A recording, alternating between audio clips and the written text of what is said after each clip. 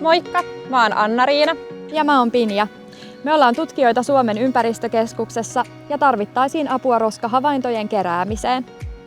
Suomen rannoilla näkyy usein roskia. Joukossa on isoja, helposti kerättäviä roskia, mutta myös pienempää roskaa, jota syntyy, kun iso roska hajoaa luonnossa pienemmäksi. Pienen roskan havaitseminen ja pois kerääminen on hankalaa. Meidän tutkijoiden olisikin tärkeää tietää, missä pientä roskaa on, jotta voimme tehdä jotain sen vähentämiseksi. Tarvitsemme roskahavaintoja ympäri Suomea.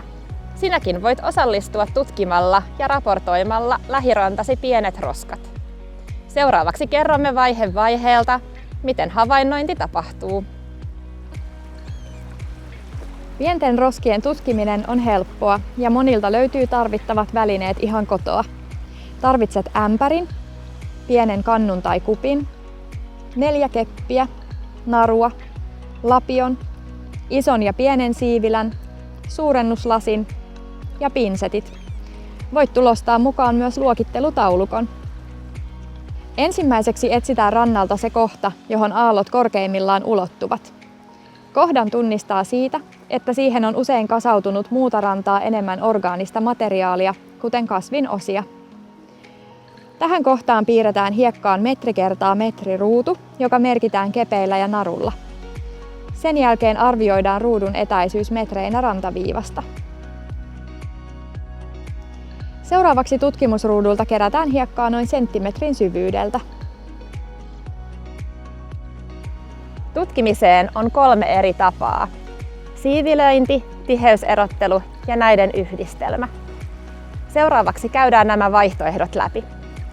Siivilöinnissä nimensä mukaan siivilöidään hiekka. Lapioi hiekka siivilälle ja ravista siivilää niin, että suurin osa hiekasta varisee läpi. Poimi siivilään jääneet roskat ja tarkista, että ne ovat alle 2,5 sentin kokoisia.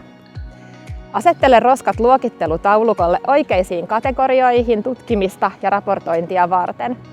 Voit tarkastella roskia myös suurennuslasin avulla. Jos rannan hiekka on märkää tai soraista, kannattaa siivilöinnin sijaan tehdä tiheyserottelu.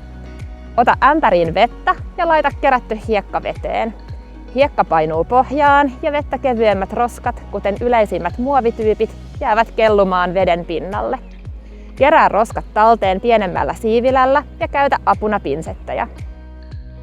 Voit halutessasi käyttää tutkimiseen näiden tapojen yhdistelmää. Teet tällöin ensin siivilöinti ja tarkista tiheyserottelulla, onko siivilälle jääneen materiaalin joukossa havaitsematta jääneitä roskia. Roskahavaintojen raportointi on helppoa. Tulokset kirjataan raportointisovellukseen. Valitse roskissovelluksessa ensin sijaintisi kartalta. Raportoi havaintopaikan sijainti ja koe ruutusi etäisyys rantaviivasta. Merkitse sen jälkeen, millä tavalla erottelit roskat ja mikä oli pienen roskan yhteismäärä. Tämän jälkeen voit eritellä löytämiesi roskien määrän roskatyypeittäin. Loppuun voit lisätä lisätietoja havainnoistasi sekä kuvan roskista.